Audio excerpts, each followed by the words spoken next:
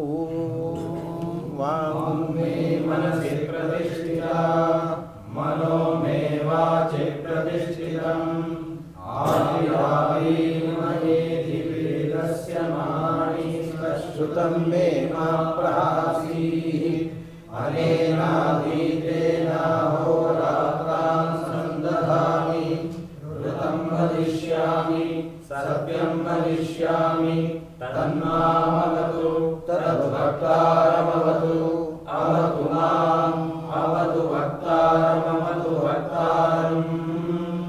ಓಂ ಶಾಂತಿ ಶಾಂತಿ ಶಾಂತಿ.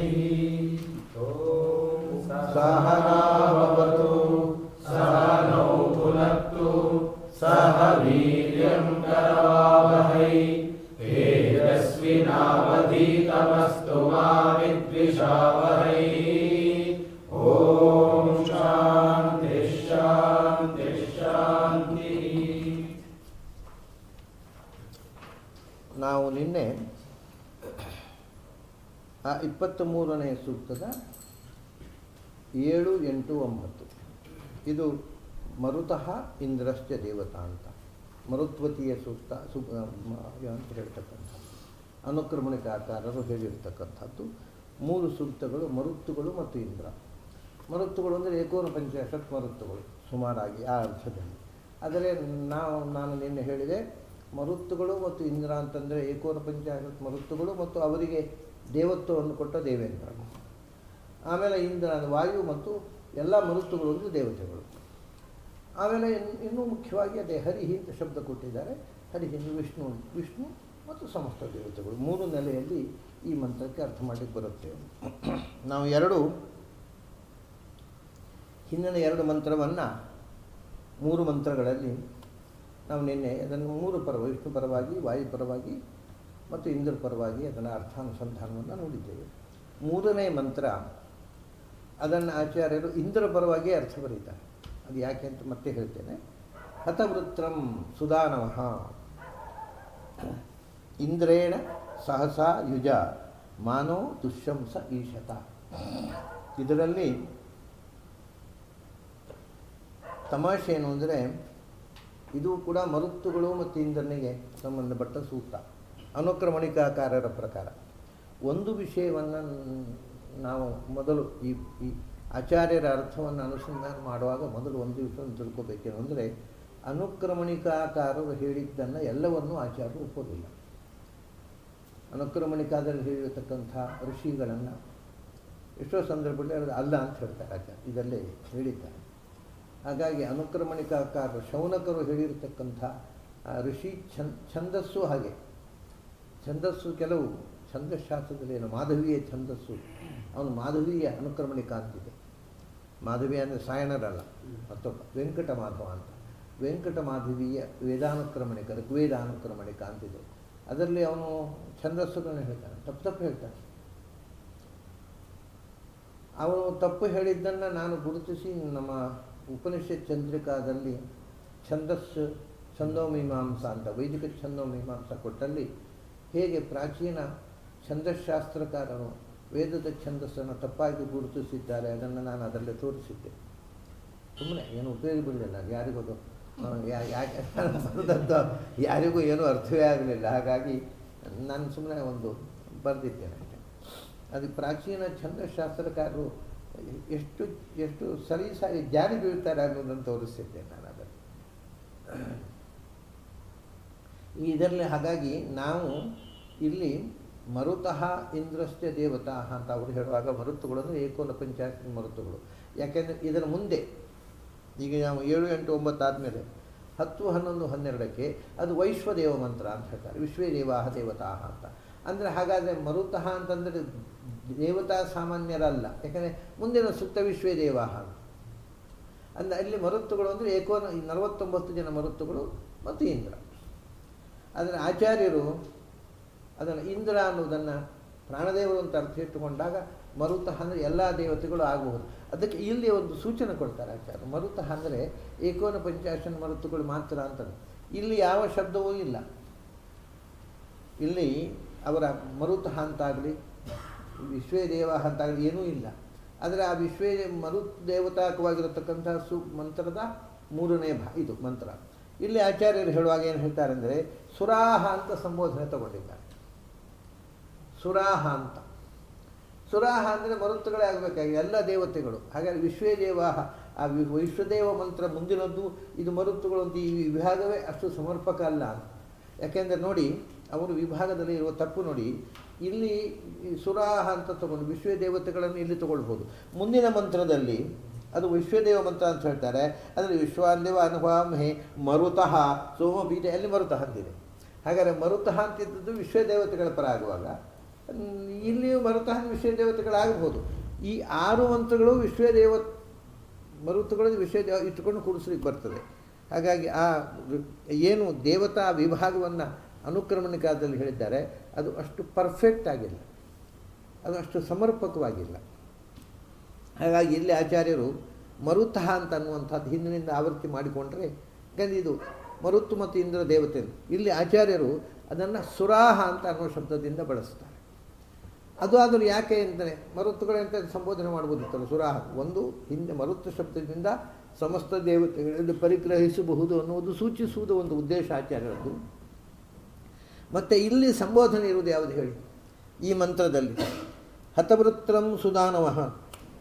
ನಾನು ನಿನ್ನೆ ಹೇಳಿದೆ, ಯಾವುದು ಪೂರ್ತಿ ಅಂದರೆ ಪ್ರಥಮ ಶಬ್ದ ಅಲ್ಲದೆ ಮಂತ್ರದ ಮಧ್ಯದಲ್ಲಿ ಬಂದು ಪೂರ್ತಿ ಅನುದಾತ್ತ ಇದ್ದರೆ ಅದು ಸಂಬೋಧನೆ ಅಂತ ಅರ್ಥ. ಇಲ್ಲಿ ಸಂಬೋಧನೆ ಇರುವುದು ಸುದಾನವಃ ಅಂತ ಅನ್ನುವಲ್ಲಿ ನೋಡಿ, ಪದಪಾಠ ನೋಡಿ, ಸುದಾನವಃ 4 ಅನುದಾತ್ತ. ಅಂದರೆ ಸುದಾನವಃ ಅಂತ ಸಂಬೋಧನೆ ಇರುವುದಿಲ್ಲ. ಇಲ್ಲಿ ಮರುತಃ ಅಂತ ಅನ್ನೋ ಶಬ್ದ ಇಲ್ಲ, ಅಥವಾ ಯಾವ ಶಬ್ದವೂ ಇಲ್ಲ. ಸುರಾಹ ಅಂತ ಆಚಾರ ಹಾಕಿದ್ರು. ಯಾಕೆಂದರೆ ಸುದಾನವಃ ಅಂದರು, ಸುರಾಹ ಅಂದರು ಪರ್ಯಾಯ ಶಬ್ದ. ಸುದಾನವಃ ಅಂದರೆ ಸುಷ್ಟು ದಾನವಂತಹ ಅಂತಲ್ವ, ರಾದಾನೆ ಅಲ್ವ, ಸುಷ್ಟು ರಾಂತಿ ಇದು ಸುರಾಹ ಅಲ್ವ. ಅದನ್ನ ಸುದಾನವಃ ಅನ್ನುವುದು ಸಹಜವಾಗಿ ಸುರಾಹ ಅನ್ನೋದರ ಪರ್ಯಾಯ ಶಬ್ದವಾಗಿ ನಿಲ್ಲುತ್ತೆ. ಆಗಿರುವಾಗ ನಾವು ಸುರಾಹ ಅಂತ ಅರ್ಥ ಇಟ್ಟುಕೊಳ್ಳದೆ ಬರೀ ಏಕೋನಪಂಚಾಶನ್ ಮರುತಃ ಅಂತ ಯಾಕೆ ಡಿಸ್ಟ್ರಿಕ್ಟ್ ಮಾಡಬೇಕು ಅಂತ ಆಚಾರ್ಯರ ಉದ್ದೇಶ. ಇಲ್ಲಿ ಸಂಬೋಧನೆ ಸುದಾನವಃ ಅಂತ,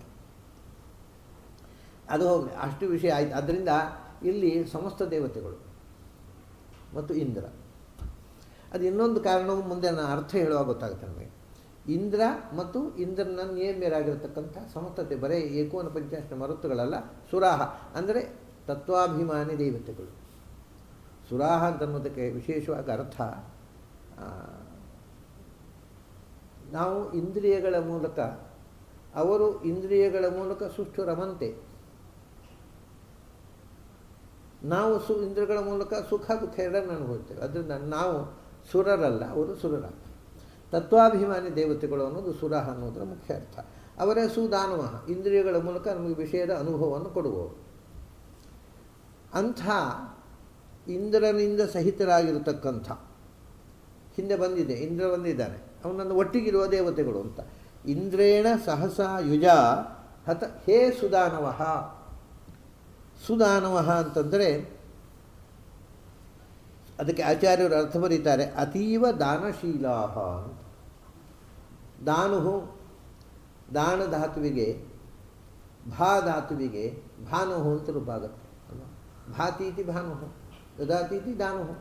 ಅಂದರೆ ಆ ನುಹು ಅಂತೇನಿದೆ ಆ ಪ್ರತ್ಯಯ ಅದು ಶೀಲಾರ್ಥಕ, ತಾಚ್ಛೀಲ್ಯಾರ್ಥಕ. ದಾನಶೀಲಾಹ ಅಂತ ಅರ್ಥ ಬರ್ತದೆ. ಸುದಾನವಃ ಅಂತಿದೆ, ಸುರಾಹ ಇದೆ, ಸುದಾನವಃ ಅಂತಿದೆ. ಅದಕ್ಕೆ ದಾನವಃ ಅನ್ನೋದಕ್ಕೆ ದಾನಶೀಲಾಹ ಅಂತ ಅರ್ಥ ಆಯಿತು. ಸುದಾನವಃ ಅನ್ನೋದಕ್ಕೆ ಅತೀವ ದಾನಶೀಲಾಹ ಅಂತ ಬರ್ತದೆ. ಅಂದರೆ ನಾವು ಏನು ಕೇಳಿದರೆ ಅದನ್ನು ಕೊಡುವ ತಾಕತ್ತಿರುವರು. ಅತೀವ ದಾನಶೀಲ ದೇವತೆಗಳು ವಿಶೇಷವಾಗಿ ಕೊಡೋರು. ನಮಗೆ ಉದಾಹರಣೆಗೆ ನಮಗಿಂತ ಹೆಚ್ಚಿರುವವರು ದಾನ ಕೊಡಬಹುದು, ದುಡ್ಡು ಇದ್ದವರು ದುಡ್ಡು ಕೊಡಬಹುದು, ಅನ್ನ ಇದ್ದವರು ಅನ್ನ ಕೊಡಬಹುದು, ವಿದ್ಯೆ ಇದ್ದವರು ವಿದ್ಯೆ ಕೊಡಬಹುದು, ಹೆಣ್ಣು ಇದ್ದವರು ಹೆಣ್ಣು ಕೊಡಬಹುದು. ಇವೆಲ್ಲ ದಾನವರು, ಇವರೆಲ್ಲ ದಾನವರು, ಇವರೆಲ್ಲ ದಾನ ಕೊಟ್ಟವರು ದಾನವರು. ದೇವತೆಗಳು ಹಾಗಲ್ಲ, ಏನು ಕೊಡಬಹುದು, ಏನು ಕೊಡಬಹುದು. ಅದಕ್ಕಿಂತ ಮಿಗಿಲಾದಂಥ ದಾನ ಶಕ್ತಿ.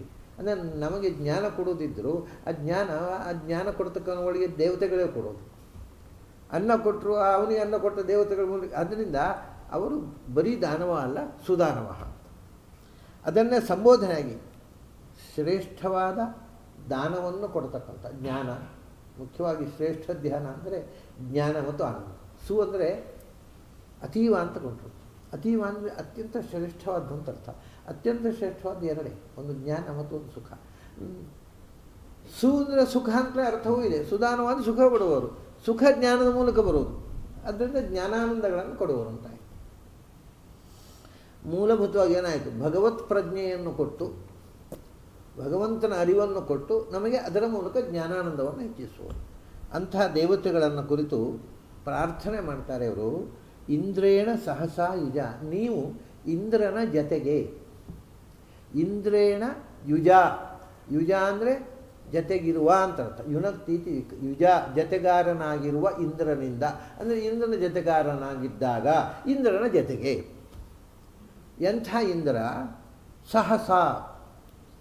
ಸಹಸ ಅಂತಂದರೆ ಸಹಸ್ ಅಂದರೆ ಬಲ, ಸಹಮರ್ಷಣೆ ಅಂತ ಅಂದರೆ ಎದುರಾಳಿಗಳ ಪ್ರತಿರೋಧವನ್ನು ದಮನಿಸುವ ಶಕ್ತಿ ಇರುವುದಕ್ಕೆ ಸಹಸ್ಸು ಅಂತ ಹೇಳ್ತಾರೆ. ಪ್ರಾಣ ಓಜಸ್ಸಹೋ ಬಲಂ, ಓಜಸ್ತು ಅಭಿಭವ ಶಕ್ತತಾ, ಓಜಸ್ ಅದು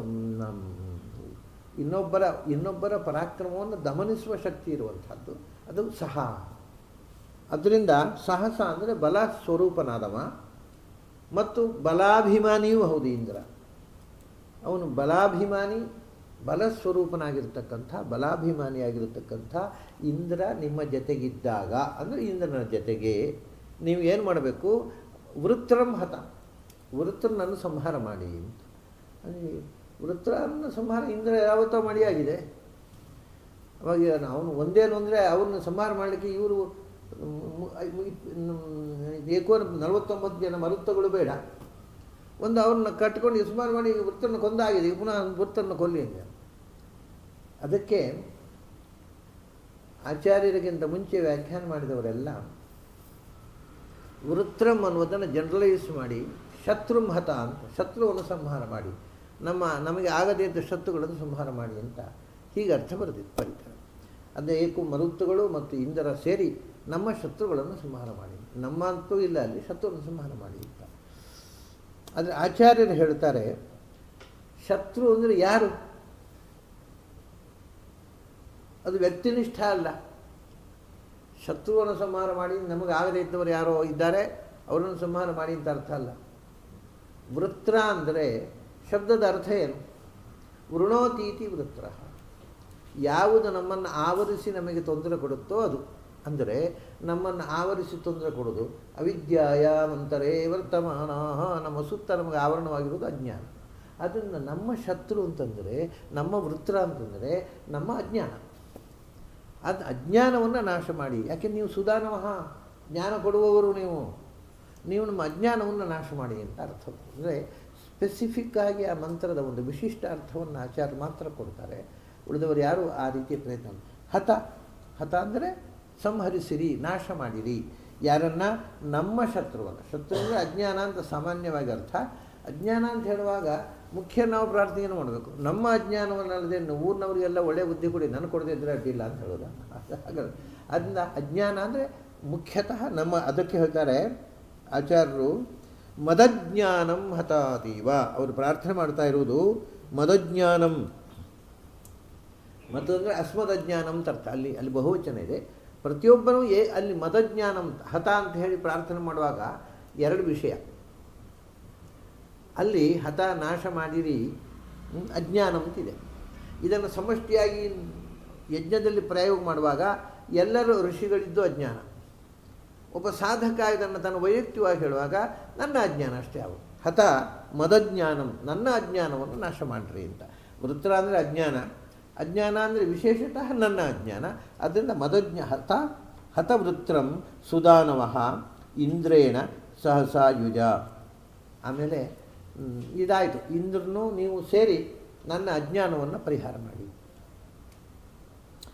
ಆಮೇಲೆ ಅಜ್ಞಾನ ಪರಿಹಾರ ಮಾಡಿದರೂ ಕೂಡ ಬಹಳ ತೊಂದರೆಗಳು ಬರ್ತಾವೆ ಮುಂದೆ. ಏನು ಅಂದರೆ, ಯಾರೋ ಒಬ್ಬ ನಾಸ್ತಿಕ ಇರ್ತಾನೆ, ಬಹಳ ರೋಚಕವಾಗಿ ಮಾತಾಡ್ತಾನೆ. ಅವನ ಮಾತು ಕೇಳಿ ನಾವು ಮೊದಲು ಅಜ್ಞಾನ ಹೋಗಿತ್ತು, ದೇವ್ರನ್ನ ನಂಬಿಕೆ ಹುಟ್ಟಿತ್ತು, ಅವನ ಮಾತು ಕೇಳಿ ಮತ್ತೆ ನಾಸ್ತಿಕರಾಗಬೇಕು. ಯಾವುದೋ ಒಂದು ಪ್ರಲೋಭನೆ, ಯಾರೋ ಒಬ್ಬನ ಮಾತುಗಾರಿಕೆ ಮುಗ್ಧರಾಗಿ ಆಸ್ತಿಕರಾಗಿದ್ದವರು ಮತ್ತೆ ನಾಸ್ತಿಕ ತುಂಬ ಉಂಟಿಂಥ ಘಟನೆ. ಆಸ್ತಿಕ್ಯದಲ್ಲಿ ಇದ್ದು ಯಾರೋ ಒಬ್ಬ ಪ್ರಚಂಡ ವಾಗ್ಮಿಯ ಮಾತು ಕೇಳಿ ಅವನಿಂದ ಪ್ರಭಾವಿತನಾಗಿ ಆಸ್ತಿಕ್ಯದ ನಂಬಿಕೆಯನ್ನು ಕಳ್ಕೊಳ್ಳೋದು.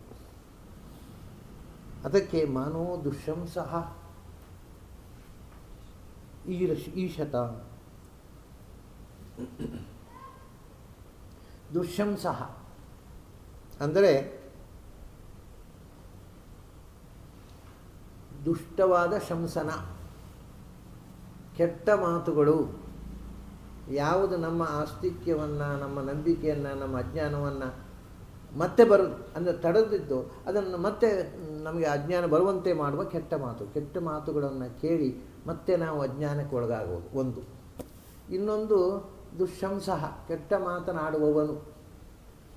ಎರಡು, ಕೆಟ್ಟ ಮಾತುಗಳು ಅಥವಾ ಕೆಟ್ಟ ಮಾತನ್ನಾಡುವವರು. ಇವರಿಬ್ಬರ ಪ್ರಭಾವ ನಮ್ಮ ಮೇಲೆ ಆಗದೇ ಇರಲಿ.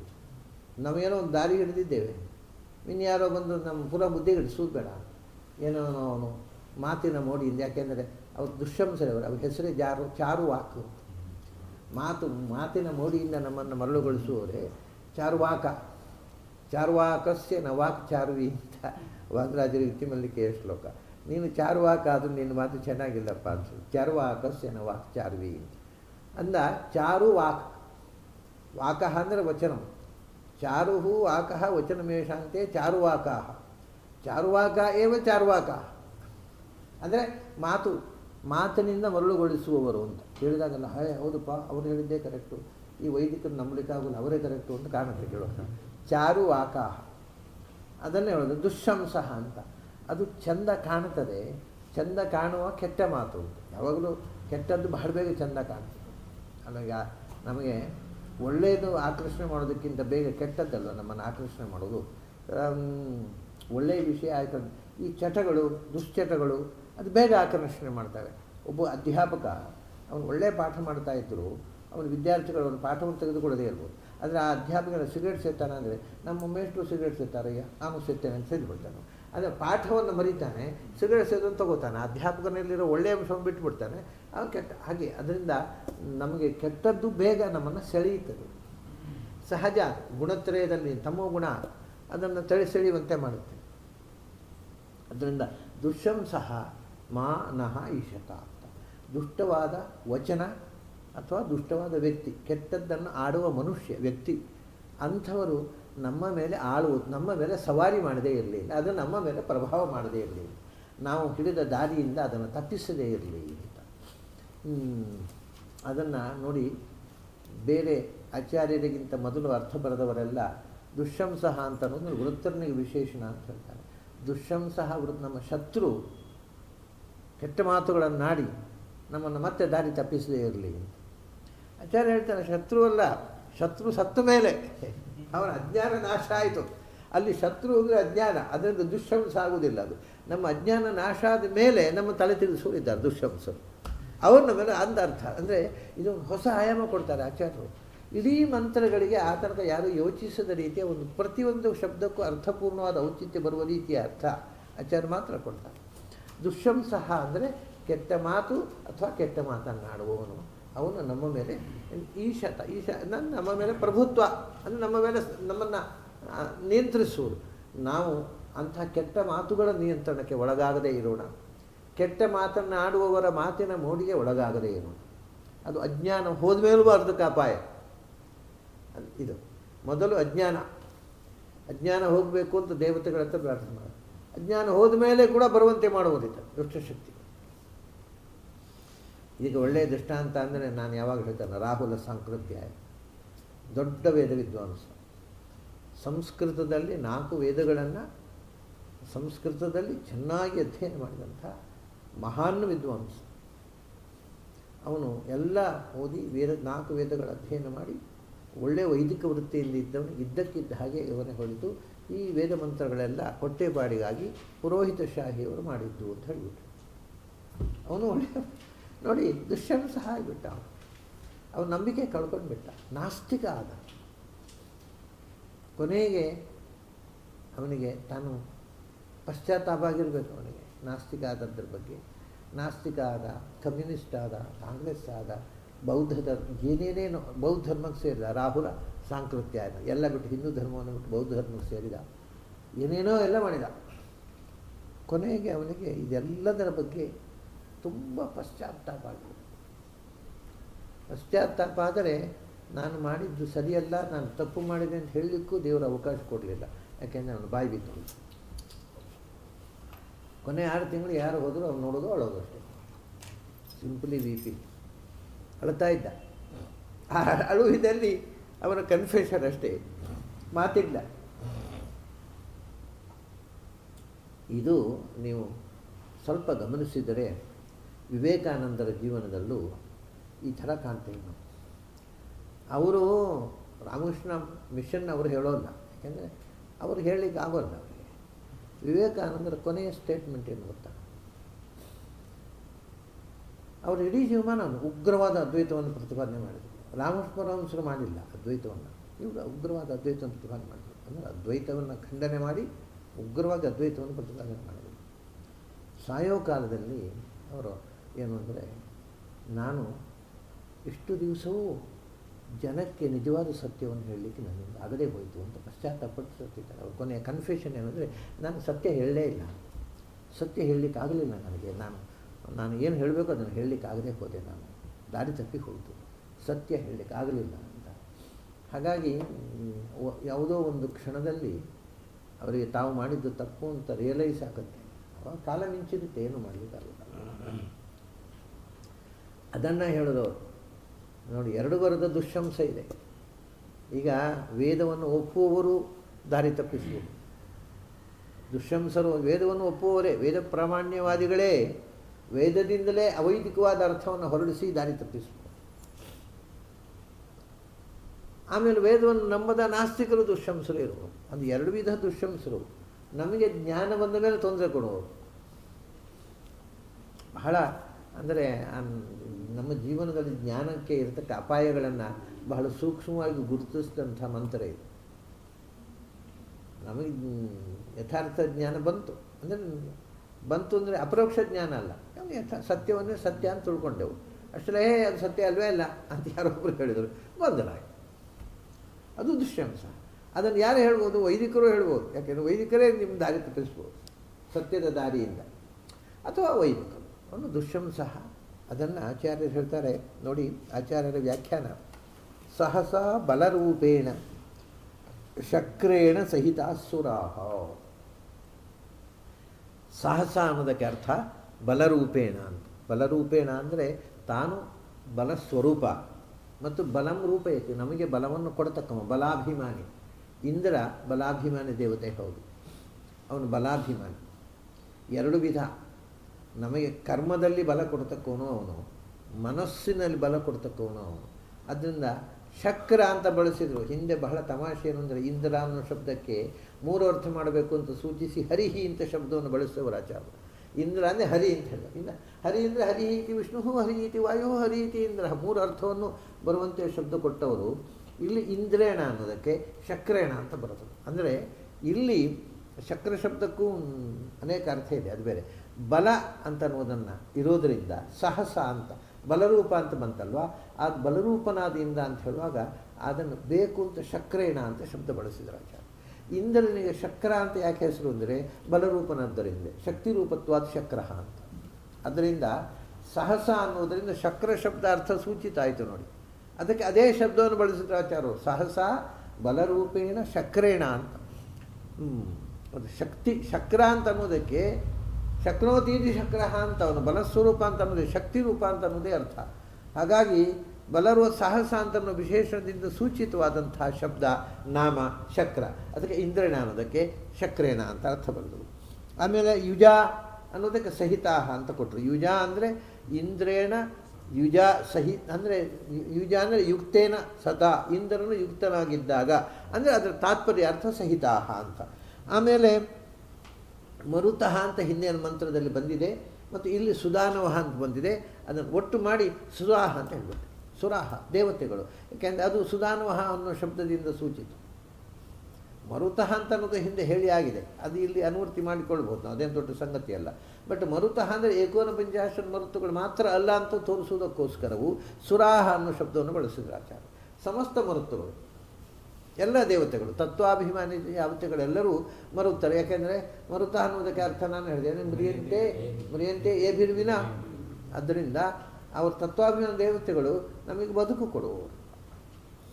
ಅವಾಗ ಹತ ವೃತ್ರಂ ಅನ್ನೋದಕ್ಕೆ ಮದಜ್ಞಾನಂ ಹತ.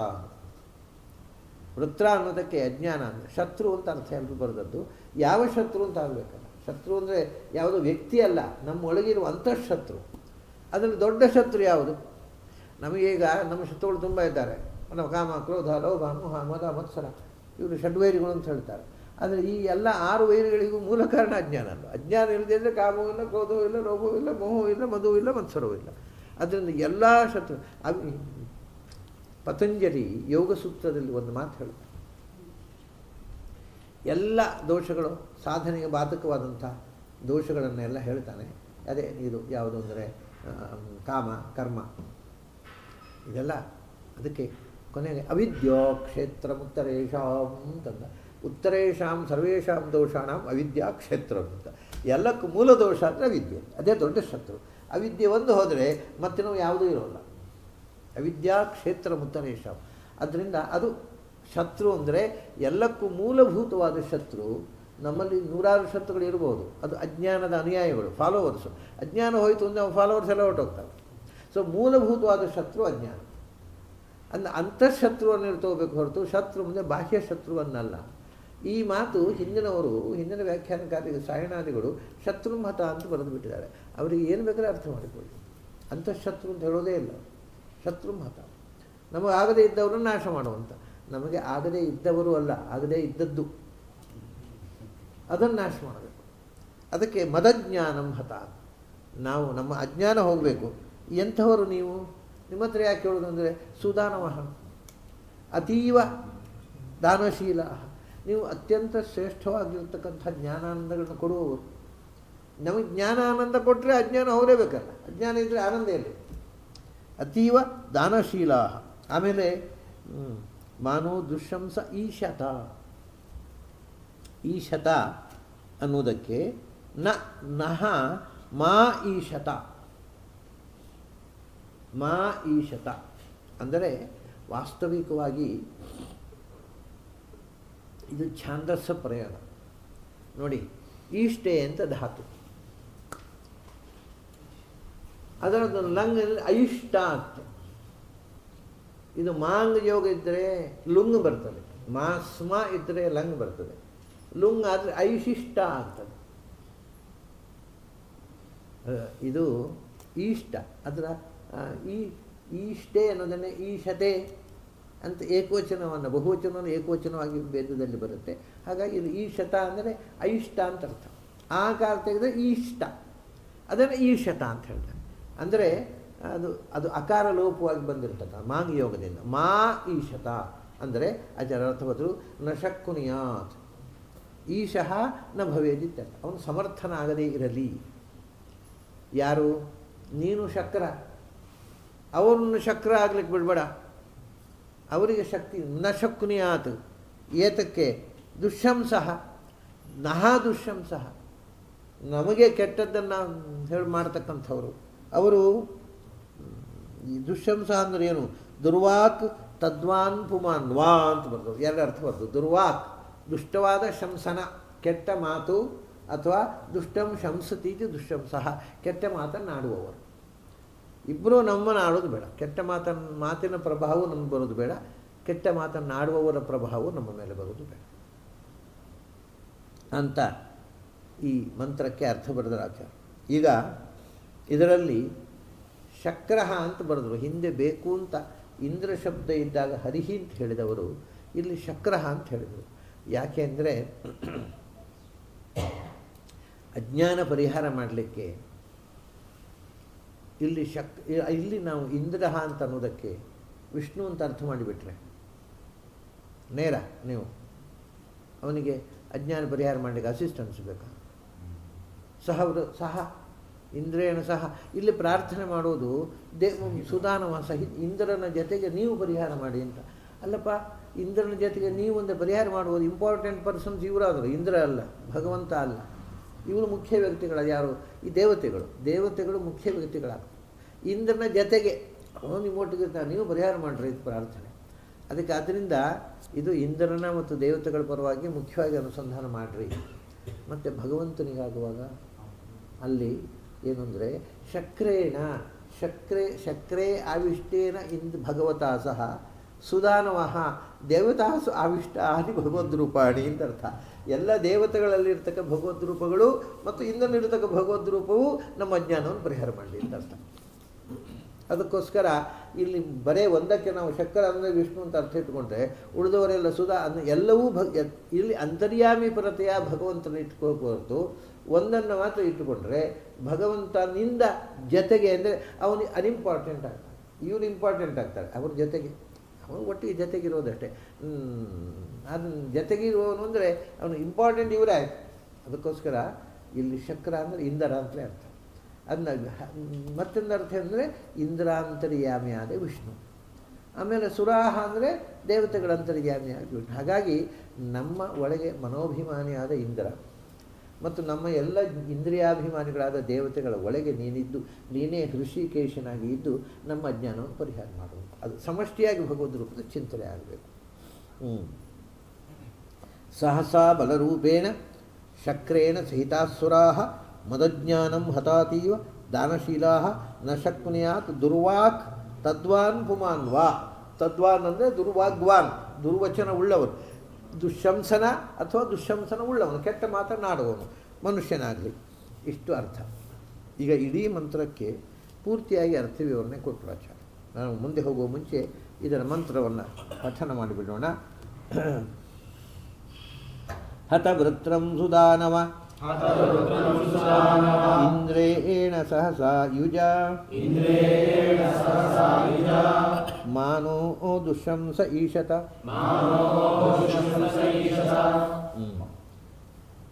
ಇಲ್ಲಿಗೆ ಅವರು ಅನುಕ್ರಮಣಿಕಾ ಕಾರ್ಯ ಹಿಡಿದಿರ್ತಕ್ಕಂಥ ಮರುದ್ದೇವತಾಕವಾದ ಮಂತ್ರ ಮುಗೀತಿದೆ. ಇನ್ನು ಮುಂದೆ ವೈಶ್ವದೇವ ಅಂತ ಹೇಳ್ತಾರೆ. ವಿಶ್ವೇದೇವ ಅವರ ಪ್ರಕಾರ ಎಲ್ಲ ದೇವತೆಗಳು, ಬರೀ 49 ದೇವತೆಗಳಲ್ಲ, ಸಮಸ್ತ ದೇವತೆಗಳು. ವಿಶ್ವೇದೇವ ಅಂತಂದರೆ ಮತ್ತೆ ಆ 10 ವಿಶ್ವದೇವ, ದಶ ವಿಶ್ವದೇವ ಅಲ್ಲ, ವಿಶ್ವೇದೇವ ಎಲ್ಲ ದೇವತೆ. ಅದು ವೈಶ್ವದೇವ ಮಂತ್ರ ಅಂತ ಹೇಳ್ತಾರೆ. ಅದನ್ನು ಮುಂದಿನ ಮಂತ್ರ ವಿಶ್ವಾನ್ನ ದೇವಾನ್ನ ಹವಾಮಹೇ ಮರುತಃ ಸೋಮಪೀತಯೇ. ಇಲ್ಲಿ ನೋಡಿ, ಇಲ್ಲಿಯೂ ಮರುತಃ ಅಂತಿದೆ, ಹಿಂದೆ ಇತ್ತು. ಆದ್ದರಿಂದ ಈ ವಿಶ್ವದೇವ ಹಿಂದೆ ಅದನ್ನು ವಿಭಾಗ ಮಾಡೋದನ್ನು ಆಚಾರ್ಯರು ಇಷ್ಟಪಡುವುದಿಲ್ಲ. ಇವರು ಆಗಲಿ ವಿಶ್ವದೇವತೆಗಳ ಉಲ್ಲೇಖ ಇದೆ ಅಂತ ತಪ್ಪೇನಿಲ್ಲ. ವಿಶ್ವಾನ್ ದೇವಾನ್ ಹವಾಮಹೇ ಮರುತಃ ಸೋಮಪೀತಯೇ ಉಗ್ರಾಹಿ ಪ್ರಶ್ನಿ ಮಾತರಃ ಹೇಳ್ತಾನೆ. ವಿಶ್ವಾನ್ ದೇವಾನ್ ಮರುತಃ ಅಂದರೆ ನಮಗೆ ಬದುಕು ಕೊಟ್ಟವರು ಅಂತ ಅರ್ಥ ನಾವು ಹೇಳಿದ್ವಿ. ಮರುತಃ ಅಂದರೆ ಸಮಸ್ತ ದೇವತಾವಾಚಕವೇ. ಮರುತ್ ನಾಮಕರಾಗಿರ್ತಕ್ಕಂಥ ಸಮಸ್ತ ದೇವತೆಗಳನ್ನು, ತತ್ವಾಭಿಮಾನ ದೇವತೆಗಳನ್ನು ಕೂಡ ಹವಾಮಹೇ, ಯಜ್ಞದಲ್ಲಿ ಆದರೆ ಹೋಮಿಸ್ತೇವೆ, ಇಲ್ಲ ಅಂದರೆ ಧ್ಯಾನದಲ್ಲಿ ಅವರನ್ನು ಕರೀತೇವೆ. ವಿಶ್ವಾನ್ ದೇವಾನ್ ಹವಾಮಹೇ ಮರುತಃ. ಯಾಕೆ? ಸೋಮಪೀತಯೇ, ಅಲ್ಲಿ ಅಂದರೆ ಸೋಮರಸ, ಇಲ್ಲ ನಮ್ಮ ಭಕ್ತಿ ರಸದ ಸ್ವೀಕಾರಕ್ಕೋಸ್ಕರ ಕರೀತೇವೆ ಅಂತ. ವಿಶ್ವಾನ್ ದೇವಾನ್ ಹವಾಮಹೇ ಮರುತಃ. ಇಲ್ಲಿ ಕೂಡ ನೀವು ಹಿಂದೆ ಯಾಕೆ ಆಚಾರ್ಯರು ಶಕ್ರ ಹಂಗ ತಗೊಂಡ್ರೆ, ಇಲ್ಲಿಯೂ ಕೂಡ ನೀವು ದೇವತಾ ಪರವಾಗಿ ತಗೊಂಡು ಅಂತರ್ಯಾಮಿ ಪರತೆಯ ಭಗವಂತನ ಅನುಸಂಧಾನ ಮಾಡಲಿಕ್ಕೆ ಬೇಕಾದ ರೀತಿಯೇ ಇದೆ. ಇದು ಕೂಡ ಮರುತಃ ಸೋಮಪೀತಯೇ. ಯಾಕೆಂದರೆ ಉಗ್ರಾಹಿ ಪ್ರಶ್ನೆ ಮಾತರಃ, ಮರುತ್ತುಗಳಿದ್ದಾರಲ್ಲ ದೇವತೆಗಳು, ಅವರು ಉಗ್ರಾಹ, ದುಷ್ಟ ದಮನದಲ್ಲಿ ದಾಕ್ಷಿಣ್ಯ ಇಲ್ಲದವರು. ಇನ್ನು ಹಿಂದೆ ಹೇಳಿದ್ದನ್ನು, ನಮ್ಮ ಶತ್ರುವನ್ನು ವೃತ್ರನನ್ನು ನಾಶ ಮಾಡು ಅಂತ ಹೇಳೋದಕ್ಕೆ ನೀವು ಉಗ್ರಾಹ. ನೀವು ನಮ್ಮ ಶತ್ರು ನಾಶ ಮಾಡಲಿಕ್ಕೆ ಬೇಕಾದ ತಾಕತ್ತಿರುವವರು, ನೀವು ಉಗ್ರರು, ನೀವು ಅವ್ರನ್ನ ಕ್ಷಮಿಸುವವರಲ್ಲ. ಮತ್ತು ಪೃಶ್ನಿ ಮಾತರಃ ಅನ್ನೋದು ಸಾಮಾನ್ಯವಾಗಿ ಇದು ಅರ್ಥ ಆಗದಂಥ ಶಬ್ದ. ಪೃಶ್ನಿ ಅನ್ನೋದಕ್ಕೆ ಏನು ಅರ್ಥ ಅಂತ ಮೊದಲು ನೋಡೋಣ. ಈಗ ಇವತ್ತು ಲೆಕ್ಸಿಕಲ್ ಮೀನಿಂಗ್ ನೋಡೋಣ, ಮತ್ತು ಅದರ ಎಟಿಮಾಲಜಿ ನೋಡೋಣ, ಆಮೇಲೆ ಇಲ್ಲಿ ಏನು ಅರ್ಥ ಅಂತ. ಈ 3 ಹಂತದಲ್ಲಿ ಪೃಶ್ನಿ ಅನ್ನೋದಕ್ಕೆ ಭಾಳ ಕೆಟ್ಟ ಅರ್ಥದಲ್ಲಿ ಇವತ್ತು ಲೋಕದಲ್ಲಿ ಇರೋದು. ಪೃಶ್ನಿ ಅಂದರೆ ಕುಳ್ಳ ಅಂತ ಅರ್ಥ, ಗಿಡ್ಡಾಗಿರೋನು ಪೃಶ್ನಿ ಅಂತ. ಪೃಶ್ನಿ ಅಂದರೆ ಕುಳ್ಳ ಅಂತ, ಇದು ಅರ್ಥ ಇವತ್ತು ಲೋಕದಲ್ಲಿ ಇರುವಂಥ. ವೇದದಲ್ಲಿ ಅಥವಾ ವೈದಿಕ ಕೋಶಗಳಲ್ಲಿ ಅಯಂ ಸಾಧಾರಣ ಶಬ್ದ ಅಂತ ಅನೇಕ ಅರ್ಥಗಳಲ್ಲಿ ಬಳಸುವ ಶಬ್ದ, ಅದಕ್ಕೆ ವಿಶಿಷ್ಟ ಅರ್ಥ ಇಲ್ಲ ಅಂತ. ಏನೆಲ್ಲ ಅರ್ಥ ಅಂತಂದರೆ, ಪೃಷ್ಣಿ ಅಂದರೆ ಭೂಮಿ, ಪೃಷ್ಣಿ ಅಂದರೆ ದನ, ಪೃಷ್ಣಿ ಅಂದರೆ ಸ್ವರ್ಗ. ಈ ಮೂರು ಅರ್ಥದಲ್ಲಿಯೂ ಬರಬಹುದು. ಹೀಗೆ ಇದು ವೇದದ ಲೋಕದಲ್ಲಿ ಪ್ರಾಯ ಇವು ಪ್ರಯೋಗ ಕಡಿಮೆ. ವೇದದಲ್ಲಿ ಪೃಷ್ಣಿ ಅಂದರೆ ಮೂಡ್ತಾರೆ, ದನ, ಭೂಮಿ ಅಂದರೆ ಗೌಹು ಅಂತ ಹೇಳ್ತಾರೆ. ಗೌಹು ಅಂದರೆ ಭೂಮಿ ಆಗುತ್ತೆ, ಹಸು ಆಗುತ್ತೆ. ಆಮೇಲೆ ಗೌಹು ಅಂದರೆ ಸ್ವರ್ಗವೂ ಆಗುತ್ತೆ. ಮೂರಕ್ಕೂ ಗೌಹು ಅನ್ನೋದು ಕಾಮನ್ ಶಬ್ದ. ಗೌಹು ಅನ್ನೋದು ಯಾವ ಅರ್ಥದಲ್ಲಿ ವೇದದಲ್ಲಿ ಬಳಕೆ ಆಗುತ್ತೆ ಆ ಅರ್ಥದಲ್ಲಿ ಪೃಷ್ಣಿ ಶಬ್ದವು ಬಳಕೆ ಆಗುತ್ತೆ. ಹಾಗಾಗಿ ಪೃಷ್ಣಿ ಅಂದರೆ ದನ ಆಗಬಹುದು, ಪೃಷ್ಣಿ ಅಂದರೆ ಭೂಮಿ ಆಗಬಹುದು, ಪೃಷ್ಣಿ ಅಂದರೆ ಸ್ವರ್ಗ ಆಗಬಹುದು. ಇನ್ನೊಂದು ಅರ್ಥ ಪೃಷ್ಣಿ ಅಂದರೆ ಗೌಹು ಅಂತ ಅನ್ನೋದಕ್ಕೆ ಗೌರ್ವಾಗ್ವಾಣಿ ಸರಸ್ಸು ವೇದವಚನ ಅಂತ ಅರ್ಥ, ಅದು ಆಗ್ಬೋದು.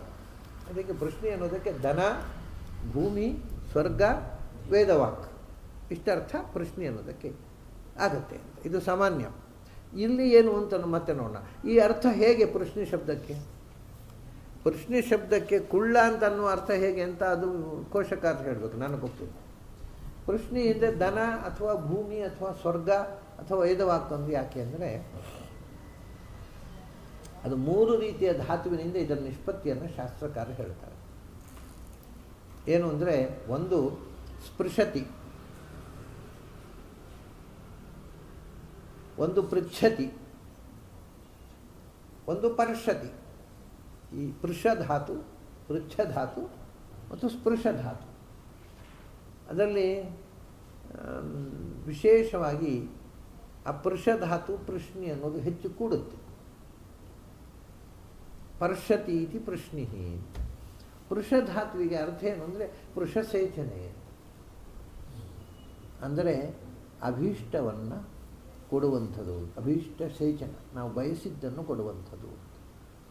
ಭೂಮಿ ಹೌದಲ್ಲ, ಭೂಮಿಯಲ್ವ ಸುವರ್ಣ ಪುಷ್ಪಾಂ ಪೃಥ್ವೀಂ ಚಿನ್ವಂತಿ ಪುರುಷಾಸ್ತ್ರಯ, ಇದರಲ್ಲೇ ಅಲ್ವ ನಾವು ಏನು ಹಾಕಿದರೆ ಅದನ್ನು ನಮಗೆ ಆಹಾರವಾಗಿ ಮೇಲೆ ಬರುತ್ತೆ.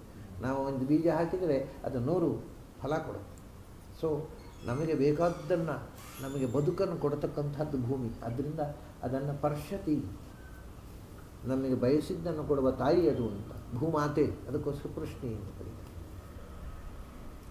ಮತ್ತೊಂದು ಪರ್ಷತಿ, ನಮ್ಮ ಬದುಕಿಗೆ ಬೇಕಾದಂಥ ಹಾಲು ತಾಯಿಯಂತೆ, ಎದೆ ಹಾಲು ತಾಯಿ ಕೊಟ್ಟರೆ ಇದು ಹಾಲು ಕೊಟ್ಟರೆ ನಮ್ಮನ್ನು ಸಾಕುತ್ತೆ. ಆದ್ದರಿಂದ ಗೋವನ್ನು ಗೋಮಾತೆ, ಅದನ್ನು ಪೃಷ್ಣಿ ಅಂತ. ಆಮೇಲೆ ಸ್ವರ್ಗ, ಅದು ಪರ್ಷತಿ, ಮಳೆ ಸುರಿಸುತ್ತೆ. ಅದು ನಮಗೆ ಇಲ್ಲಿ ಆಹಾರ ಬೆಳೆಯುತ್ತೆ, ಹೌದು, ಆಹಾರ ಬೆಳೀಲಿಕ್ಕೆ ಮೇಲಿನಿಂದ ಅವರ ವೃಷ್ಟಿ ಕಾರಣ, ವೃಷ್ಟಿ ರೂಪವಾಗಿ ಮೇಲಿನಿಂದ ನೀರು ಸುರಿಸಿ ನಮಗೆ ಅಭೀಷ್ಟವನ್ನು ಕೊಡುವುದಾದ್ದರಿಂದ ಸ್ವರ್ಗವನ್ನು ಪೃಷ್ಣಿ ಅಂತ ಕರೀತಾರೆ. ಪರ್ಷತಿ, ನಾವು ಬಯಸಿದ್ದನ್ನು ಕೊಡುತ್ತೆ ವೇದವಾಕ್. ಭಗವಂತ ಒಲಿದು ಬಿಟ್ಟರೆ ಕಿಮಲಭ್ಯಂ ಭಗವತಿ ಪ್ರಸನ್ನೇಶ್, ಆದ್ದರಿಂದ ವೇದವಾಕ್ಕನ್ನು ಪೃಷ್ಣಿ ಅಂತ ಕರೀತಾರೆ, ಅದು ಪರ್ಷತಿ. ಇನ್ನು ಸ್ಪೃಶತಿ ಅಂತ ಇಟ್ಟುಕೊಂಡು ಸ್ಪೃಶತಿ, ಭಗವಂತವು ಸ್ಪೃಶತಿ, ವೇದವಾಕ್ಕು ಭಗವಂತನನ್ನು ಮುಟ್ಟುತ್ತೆ ಅಂದರೆ ಪ್ರತಿಪಾದಿಸುತ್ತದೆ ಅಂತ ಅರ್ಥ, ಭಗವಂತನನ್ನು ಪ್ರತಿಪಾದಿಸುತ್ತದೆ, ಆ ಅರ್ಥದಲ್ಲಿಯೂ ಆಗಬಹುದು.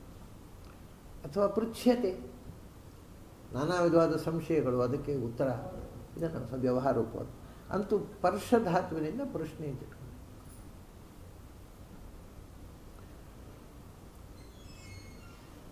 ಹಾಗಾಗಿ 4 ಅರ್ಥ ಆಯ್ತು ಈಗ. ಪೃಷ್ಣಿ ಅಂದರೆ ಭೂಮಿ, ಪೃಷ್ಣಿ ಅಂದರೆ ಸ್ವರ್ಗ, ಪೃಷ್ಣಿ ಅಂದರೆ ವೇದವಾಕ್ಕು, ಪೃಷ್ಣಿ ಅಂದರೆ ಗೋವು. ಈ 4 ಅರ್ಥವೂ ಸರಿ ಅಂತಾರೆ ಆಚಾರ್ಯ. ಪೃಷ್ಣಿ ಮಾತರಹ ಅಂದರೆ ಭೂಮಿಯ ಮಕ್ಕಳು ಅಂತ ಅರ್ಥ ಬರೆದಿದ್ದಾರೆ ಬೇರೆ ವ್ಯಾಖ್ಯಾನಕಾರ. ಅದು ಯಾಕೆ ದೇವತೆಗಳಿಗೆ ಆ ಅರ್ಥ, ಭೂಮಿಯ ಮಕ್ಕಳು ಅನ್ನೋ ಅರ್ಥ ದೇವತೆಗಳಿಗೆ ವಿಶೇಷವಾಗಿ ಯಾಕೆ ಬಂತು ಅಂತ ಏನು ಹೇಳೋದಿಲ್ಲ. ಭೂಮಿಯ ಮಕ್ಕಳು ಅಂದರೆ ನಾವು ಆಗ್ಬೋದಲ್ವ, ಅಲ್ಲಿ ಹೇಳೋದು ದೇವತೆಗಳೇ, ಸುರಾಹ ಮರುತಃ ಪೃಷ್ಣಿ ಮಾತ್ರ, ನೀವು ಭೂಮಿಯ ಮಕ್ಕಳು ಅಂತಾರೆ. ಅದು ಯಾಕೆ ಹಾಗೆ ಹೇಳ್ತಾರೆ ಗೊತ್ತಿಲ್ಲ. ಆಚಾರ್ಯ ಹೇಳ್ತಾರೆ ಪೃಷ್ಣಿ ಮಾತರಹ ಅಂತಂದರೆ ಮುಂದೆ ಬರ್ತದೆ, ಹಸ್ಕಾರಾದ್ ವಿದ್ಯುತಸ್ಪರಿ, ವಿದ್ಯುತ್ತಿನಿಂದ ಹುಟ್ಟಿದವರು ಅಂತ. ಅವನ ವಿದ್ಯುತ್ ಅಂತಂದರೆ ಭಾರತೀ ದೇವಿ, ವಿದ್ಯುತ್ ತತ್ಪುರುಷೋ ಮಾನವ ಅಂತ. ಅದು ನಮ್ಮ ಭಾರತೀಯ ಪತಿ, ಅವಳ ಪುರುಷ ಅಂದರೆ ತುಳುವಿನ ಪುರುಷ, ಕನ್ನಡದ ಪುರುಷ ಅಲ್ಲ, ತುಳುವಿನಲ್ಲಿ ಪುರುಷ ಅಂದರೆ ಗಂಡ ಅಂತ ಅರ್ಥ. ತತ್ಪುರುಷ ಅಂದರೆ ಅವಳ ಭಾರತೀ ದೇವಿಯ ಗಂಡ ಅವನು ಮಾನವ. ಮಾನವ ಅಂದರೆ ಮನು ಅಂದರು, ಮಾನವ ಅಂದರು ವಾಯುದೇವರ ಹೆಸರು. ಹಾಗಾಗಿ ವಿದ್ಯುತ್ತಿನ ಮಕ್ಕಳು ಅಂತ ಮುಂದೆ ಬರುತ್ತೆ. ಅದೇ ಇಲ್ಲಿ ಹೇಳೋದು ಅಂತ ಆಚಾರ್ಯರು. ಪೃಷ್ಣಿ ಅಂದರೆ ಭಾರತೀ ದೇವಿ ಅಂತ. ಅವಳು ಎಲ್ಲವೂ ಹೌದು. ಅವಳು ಭೂವ್ಯೋಮಗಳ ದೇವತೆ, ಅದರಿಂದ ಭೂಮಿಯ ದೇವತೆಯೂ ಹೌದು ಅವಳು. ಆದರೆ ಅದು ಮುಖ್ಯ ಅಲ್ಲ. ಭೂಮಿಯ ದೇವತೆ ಭೂವ್ಯೋಮಗಳಲ್ಲಿ ಮುಖ್ಯವಾಗಿ ಅವಳಿಗೆ ವಿದ್ಯುತ್ ದ್ಯುಲೋಕದ ದೇವತೆ ಅಂತ ಭಾರತೀಯ ಹೇಳೋದು.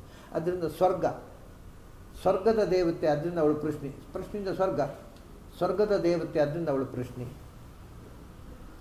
ವಾಗ್ದೇವತೆ, ಅದರಿಂದ ಅವಳು ಪೃಷ್ಣಿಯಿಂದ ವಾಕ್.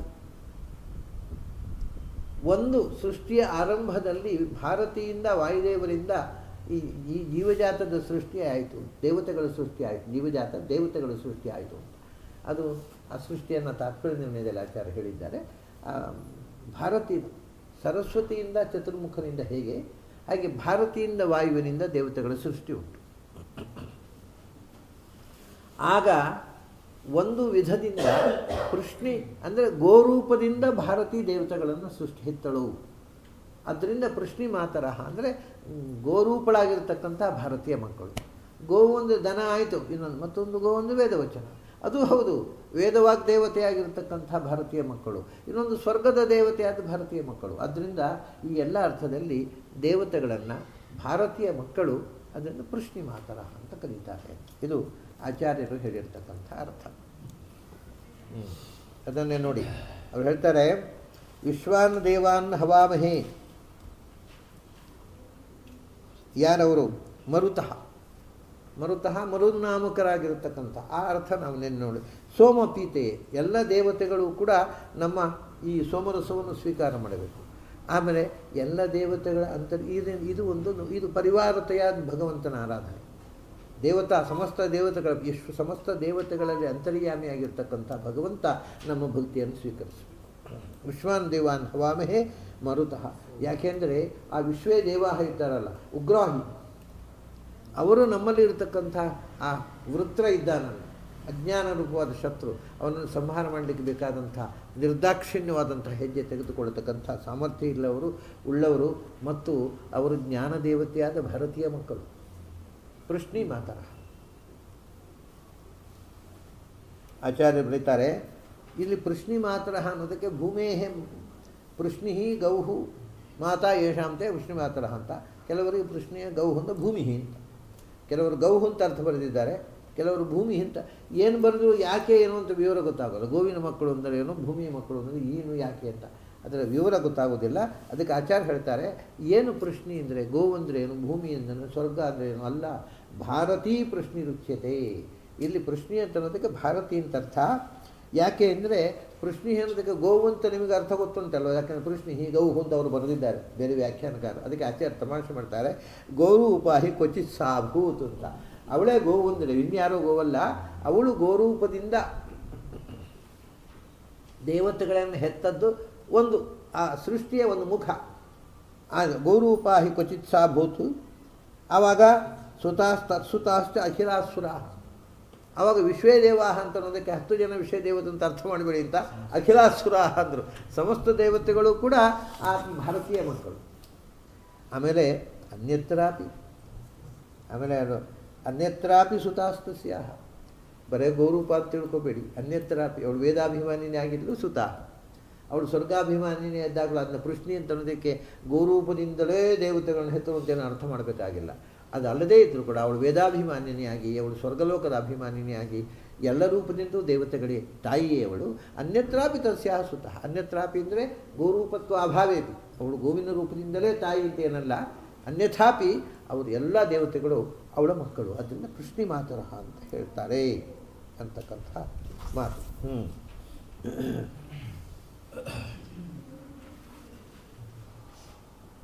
ವಿಶ್ವಾನ್ ದೇವಾನ್ ಹವಾಮಹೇ ಮರುತಃ ಸೋಮಪೀತಯೇ ಉಗ್ರಾಹಿ ಪೃಷ್ಣಿ ಮಾತರಃ.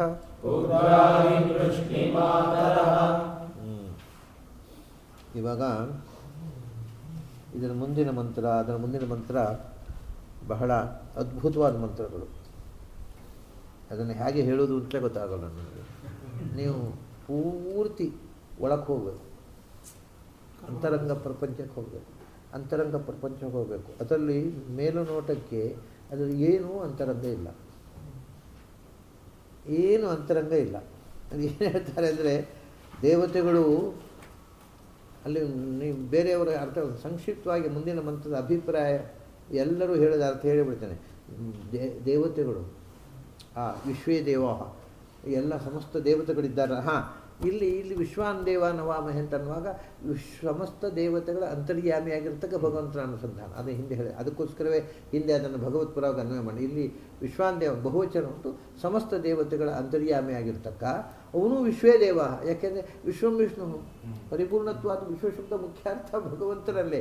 ಅದನ್ನ ಪರಿಪೂರ್ಣನಾದ್ದರಿಂದ ಎಲ್ಲ ರೂಪಗಳು ಪರಿಮಾಣದಿಂದ ವಿಶ್ವಾನ್ನ ದೇವ ಅಂತಹ ವಿಶ್ವೇ ದೇವತೆಗಳಲ್ಲಿ ಸನ್ನಿಹಿತರಾದ ಭಗವಂತ.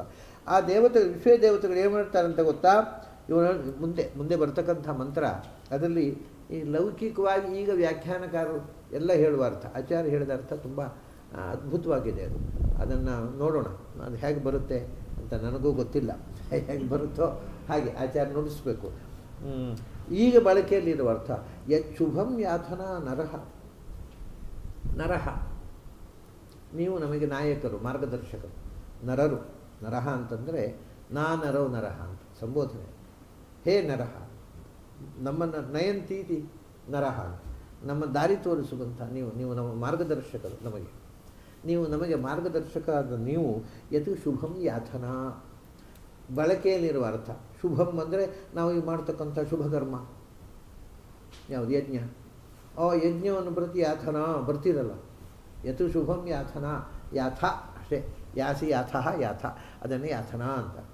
ನೀವು ಯಾವ ನಮ್ಮ ಯಜ್ಞವನ್ನು ಕುರಿತು ಬರ್ತೀರಲ್ವ, ಆವಾಗ ಮರುತಾಂ ತನ್ಯತು ಧೃಷ್ಣುಯಾ ಯತು, ಆವಾಗ ನಮ್ಮ ಯಾಗಕ್ಕೆ ಬರುವಂಥ ನಿಮ್ಮ ತನ್ಯತು ಅಂದರೆ ಶಬ್ದ ಬರುವ ಗದ್ದಲ. ಏನು ಬರುವ ಯಜ್ಞಕ್ಕೆ ಬರುವಾಗ ಗದ್ದಲವೋ ಗದ್ದಲ ಅಂತ ಬರುವಾಗ ಏನು ಗದ್ದಲ ಮಾಡ್ತಾರೋ ನನಗೆ ಗೊತ್ತಿಲ್ಲ, ಅದು ವ್ಯಾಖ್ಯಾನಕಾರ ಹೇಳೋದು. ತನ್ಯತು ಅದು ಧೃಷ್ಣುಯ ಅಂದರೆ ಧೃಷ್ಣು ಅಂತ ಅಂದರೆ ಧೃಷ್ಟವಾದ ಪ್ರಗಲ್ಭವಾದ ತನ್ಯತು ಧ್ವನಿ ಉಂಟಲ್ವ, ನೀವು ಬರುವಾಗ ಆಗುವ ಗದ್ದಲ ಅದು ಹೇಗಿದೆ ಅಂದರೆ ಜಯತಾಮೀಮ, ಯುದ್ಧದಲ್ಲಿ ಗೆದ್ದ ವೀರರು ಏನು ಜಯಘೋಷ ಹಾಕ್ಕೊಂಡು ಬರ್ತಾರೆ ಆ ಥರ ಸದ್ದು ಮಾಡಿಕೊಂಡು ಬರ್ತೀರಿ ನಮ್ಮ ಯಜ್ಞಕ್ಕೆ ಅಂತ. ಅವ್ನು ಯಾವ ಯಜ್ಞ ಮಾಡೋ ಏನು ಸದ್ದಾಯಿತೋ ನನಗೆ ಗೊತ್ತಿಲ್ಲ, ಅವನು ಹೀಗೆ ಬರೀತಾನೆ ಸಾಯಣ. ಇದು ನಾನಿದೆ, ಇದು ತೀರ ಬಹಿರಂಗವಾದ ಅರ್ಥ. ಯಜ್ಞಕ್ಕೆ ದೇವತೆಗಳು ಬರುವಾಗ ಅವರು ಮೇಲಿನಿಂದ ಅವರ ಗಾಡಿ ಬರುವಾಗ ಧಡ ಸದ್ದು ಮಾಡ್ಕೊಂಡು ಬರುವುದು. ಆಮೇಲೆ ಜಯಕಾರಗಳು ಏನೋ ಹುಚ್ಚು ಯುದ್ಧದಲ್ಲಿ ಗೆದ್ದವರ ಜಯಕಾರದಂತೆ ನಿಮ್ಮ ಬರುವಿನ ಸದ್ದು ನಮಗೆ ಕೇಳಿಸ್ತಾ ಇದೆ ಅಂತ ಹೇಳ್ತಾರೆ. ಯಾವ ದೇವತೆಗಳು ಯಜ್ಞಕ್ಕೆ ಬರುವಾಗ ಸದ್ದು ಮಾಡ್ಕೊಂಡು ಬರೋಲ್ಲ. ಆದ್ದರಿಂದ ಈ ಅರ್ಥವೇ ಅಸಂಗತ. ಯಜ್ಞಕ್ಕೋಸ್ಕರ ಬರುವಾಗ ಸದ್ದಾಗುತ್ತೆ ಅನ್ನುವಂಥದ್ದು ಅಸಂಗತ. ಹಾಗಾಗಿ ಇದಕ್ಕೆ ಏನೋ ಒಂದು ಬೇರೆ ಅರ್ಥ ಇದೆ ಅನ್ನೋದು ನಿಶ್ಚಿತ. ಇದು ತೀರಾ ಎಕ್ಸ್ಟರ್ನಲ್ ಆಯಿತು, ತೀರಾ ಎಕ್ಸ್ಟರ್ನಲ್ ಆ್ಯಂಡ್ ಮೀನಿಂಗ್ಲೆಸ್. ಅದು ಏನು ಋಷಿಗಳು ತಪಸ್ಸಿನ ಫಲವಾಗಿ ಕಾಣುವ ಸತ್ಯ ಅಲ್ಲ ಇದು. ಹಾಗಾಗಿ ಸಾಧ್ಯವಾದಷ್ಟು ಆಚಾರ್ಯರ ಉದ್ದೇಶ ಏನು ಅಂದರೆ ಸಾಧ್ಯವಾದಷ್ಟು ವೇದ ಮಂತ್ರಗಳನ್ನು ಅಂತರ್ಮುಖವಾಗಿ ಕಾಣಬೇಕು ನಾವು. ಯಾಕಂದರೆ ನಾನು ನಿನ್ನೆ ಹೇಳಿದೆ, ಉಪನಿಷತ್ತಿಗೂ ವೇದಕ್ಕೂ ಇರೋ ವ್ಯತ್ಯಾಸ ಏನು? ಉಪನಿಷತ್ತು ಅನ್ನೋದು ನಮಗೆ ಪ್ರಮೇಯವನ್ನು ಹೇಳುವಂಥದ್ದು, ತುಂಬುವಂಥದ್ದು, ಅದರಲ್ಲಿ ತುಂಬಿಸುವುದು ಬರುತ್ತೆ. ಇಲ್ಲಿ ಏನು ತುಂಬುವುದಲ್ಲ, ಇದು ಕರಗುವಂಥದ್ದು. ಆದ್ದರಿಂದ ಅಲ್ಲಿ ನೀವು ಏನು ತುಂಬಿಕೊಂಡಿದ್ದೇವೆ ಅದರಿಂದ ಪೂರ್ತಿ ಕರಗಿಕೊಳ್ಳುವುದು ವೇದ. ಇದರಲ್ಲಿ ನೀವು ಪ್ರಮೇಯ ವಾಕ್ಯಾರ್ಥ ಏನೂ ಬರೋಲ್ಲ. ಅದು ಭಗವಂತನಲ್ಲಿ ಅರ್ಪಿಸಿ ನೀನು ಬೇಕು ಅಷ್ಟೇ, ಏನೂ ಬರೋಲ್ಲ. ಹಾಗಾಗಿ ಇಲ್ಲಿ ದೇವತೆಗಳು ಇಲ್ಲಿಗೆ ಯಜ್ಞಕ್ಕೆ ಬರುವುದಲ್ಲ, ಇದು ಒಳಗಿನ ಪ್ರಪಂಚದಲ್ಲಿ ದೇವತೆಗಳು ನಮ್ಮನ್ನು ಭಗವಂತನ ಹತ್ರ ಕರ್ಕೊಂಡು ಹೋಗುವ ಪ್ರಯಾಣ ಇದು. ಆ ದಿಸೆಯಲ್ಲಿ ಅದು ಏನು ಅರ್ಥ ಕೊಡುತ್ತೆ ಅನ್ನೋದನ್ನು ನಾವು ಅರ್ಥ ಮಾಡಲಿಕ್ಕೆ ಪ್ರಯತ್ನ ಮಾಡಬೇಕು. ನಾಳೆ ಆ ದಿಸೆಯಲ್ಲಿ ಪ್ರಯತ್ನ ಮಾಡೋಣ. ಓಂ ಮನೋಮೇವ ಆವಿರಾವೀರ್ಮಯೇಧಿ ವೇದಸ್ಯ ಮಹಾನೀಸ್ಥಶ್ರುತಂ ಮೇ ಮಾ ಪ್ರಹಾಸೀ ಅನೇನಾಧೀತೇನಾಹೋರಾತ್ರಾನ್ ಸಂದಧಾಮಿ व्रतं वदिष्यामि सत्यं वदिष्यामि तन्मामवतु तद्वक्तारमवतु अवतु माम् अवतु वक्तारमवतु वक्तारम् ॐ शान्ति शान्ति शान्तिः ॐ सहना भवतु सहनौ भुनक्तु सह वीर्यङ्करवावहै तेजस्विनावधीतमस्तु मा विद्विषावहै